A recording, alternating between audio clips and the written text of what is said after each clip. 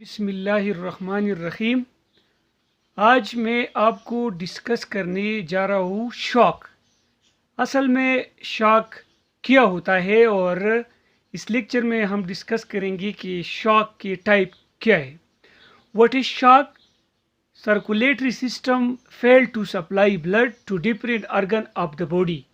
Shock क्या होता है? एक मेडिकल कंडीशन होता है जिसमें आपकी सर्कुलेटरी सिस्टम, हार्ट और इसकी ब्लड वेसल्स वो क्या हो जाते हैं, फेल हो जाते हैं और आपकी बॉडी की मुख्तलिफ अर्गन को फिर ब्लड सप्लाई कम होता है।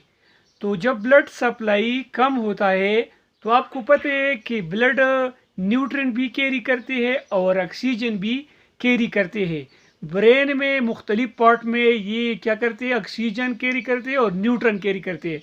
तो जब शॉक क्या होते हैं कि जब आपकी सर्कुलेटरी सिस्टम जो है वो क्या करते हैं कि किसी काज की वजह से वो फेल हो जाए और वो पूरा ब्लड ऑक्सीजन या न्यूट्रिएंट जो है वो क्या है, बॉडी की मुख्तलिफ हिस्सों तक नहीं पहुंचा सकती। इस कंडीशन को हम क्या कहते हैं, शॉक कहते हैं।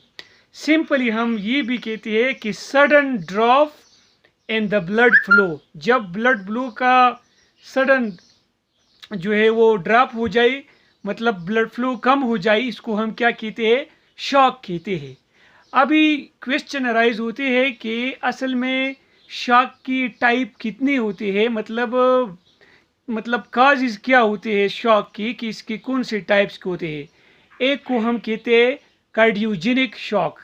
कार्डियोजेनिक शॉक क्या होता है, वो शॉक जिसमें हार्ट में जब इबनॉर्मेलिटी आ जाए, हार्ट की मसल में इबनॉर्मेलिटी आ जाए, जब हार्ट की कोई आर्टरीज में इबनॉर्मेलिटी आ जाए, थ्रोम्बोसिस आ जाए या एम्बोलिज्म आ जाए और हार्ट सही तौर पे ब्लड सप्लाई नहीं करता, इस किस्म के शॉक को हम क्या कहते हैं, कार्डियोजेनिक शॉक।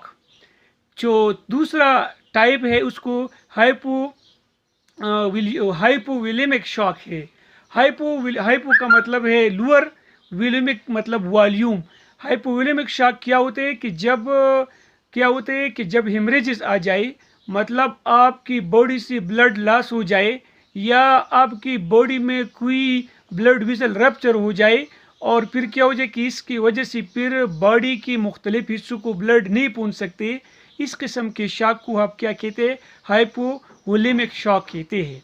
हाइपोवोलेमिक शॉक के बाद जो बहुत इम्पोर्टेंट है, जो माइक्रोबायोलॉजी में बार बार यूज होता है, वो है सेप्टिक शॉक।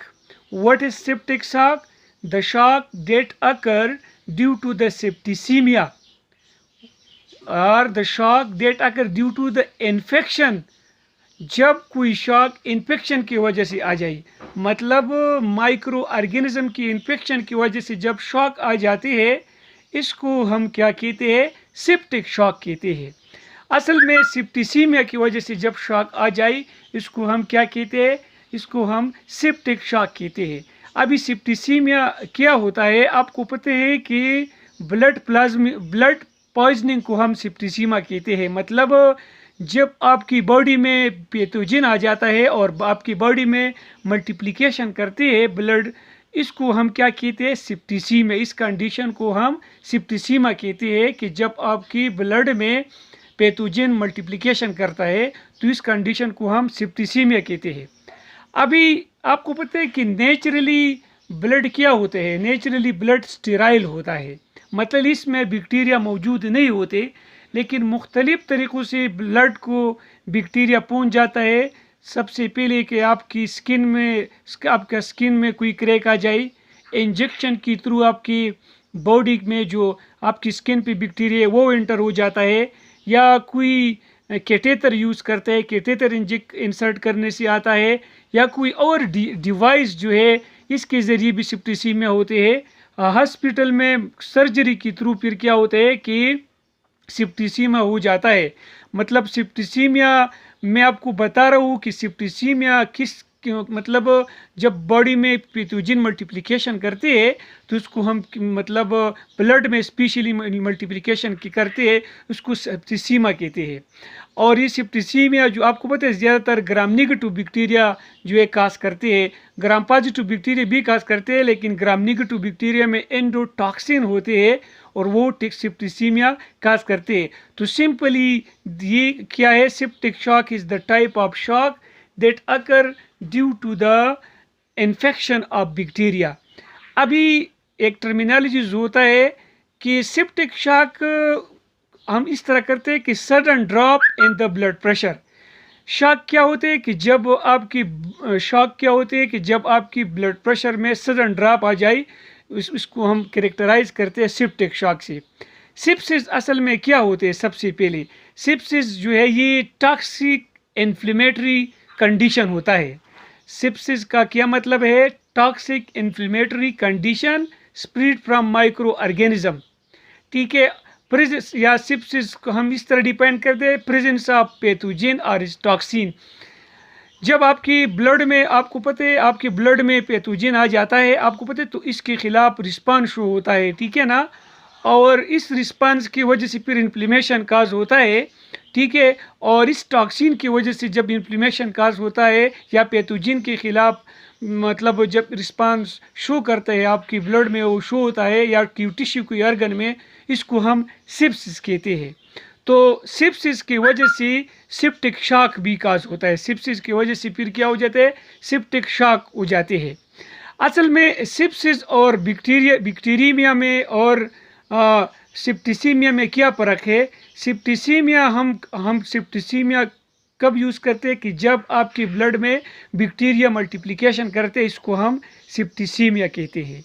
बैक्टीरियमिया क्या होता है कि जब आपके ब्लड में बैक्टीरिया मौजूद होते हैं, आपके ब्लड में आते हैं, इसको हम क्या कहते हैं? बैक्टीरियमिया कहते हैं। और एक मतलब इसके अलावा जो शॉक है वो ट्रॉमिक शॉक होता है। जब आपको इंजरी वगैरह आ जाए, इसकी वजह से भी शॉक होता है। न्यूरोजेनिक शॉक वो होते हैं जब आपके नर्व्स वगैरह जो है इसमें कोई इबनॉर्मलिटी आ जाए, इसकी वजह से जब शॉक आ जाता है, उसको हम न्यूरोजेनिक शॉक कहते हैं।